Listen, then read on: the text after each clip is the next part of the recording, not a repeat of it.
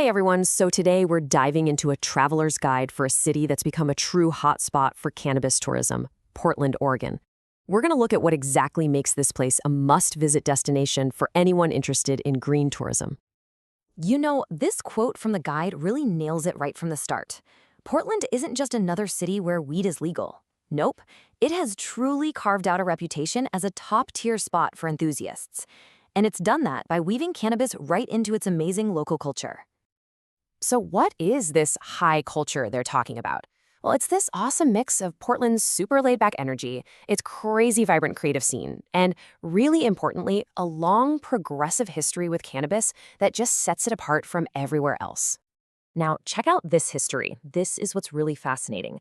Oregon was way ahead of the curve, decriminalizing cannabis way back in 1973. Think about that.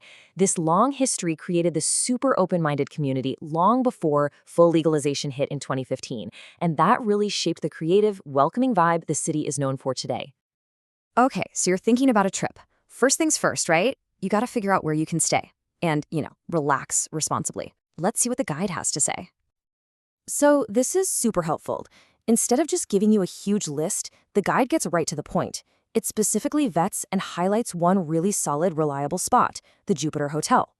That totally takes the guesswork out of planning. And you can see exactly why it gets the shout out. It's not just about being 420 friendly. They've got a designated outdoor garden for safe consumption. It totally captures that artsy Portland spirit. They have live music, and it's just a perfect home base to explore everything the city has to offer. All right, so you've got your lodging all sorted. Now for the main event. Let's dive into Portland's incredible cannabis scene, which, let me tell you, goes way beyond just the dispensaries. So the guide points to a few standout shops, each with its own unique vibe.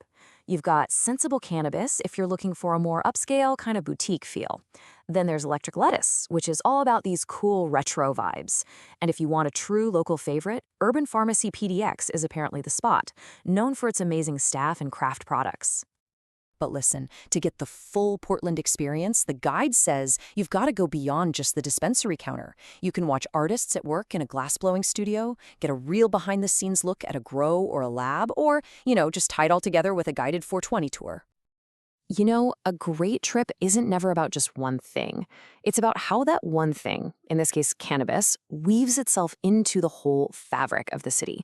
We're talking food, art, and the incredible nature that's all around. And hey, let's be real, you're gonna need some good food.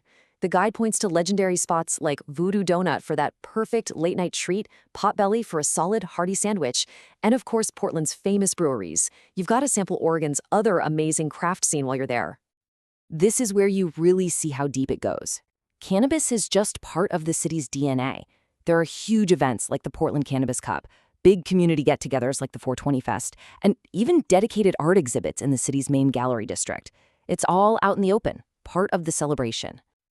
And you just can't talk about Portland without talking about the great outdoors. It's a huge part of the whole experience. But, and this is a big but, the guide is super clear here. These amazing green spaces are for enjoying nature, not for public consumption.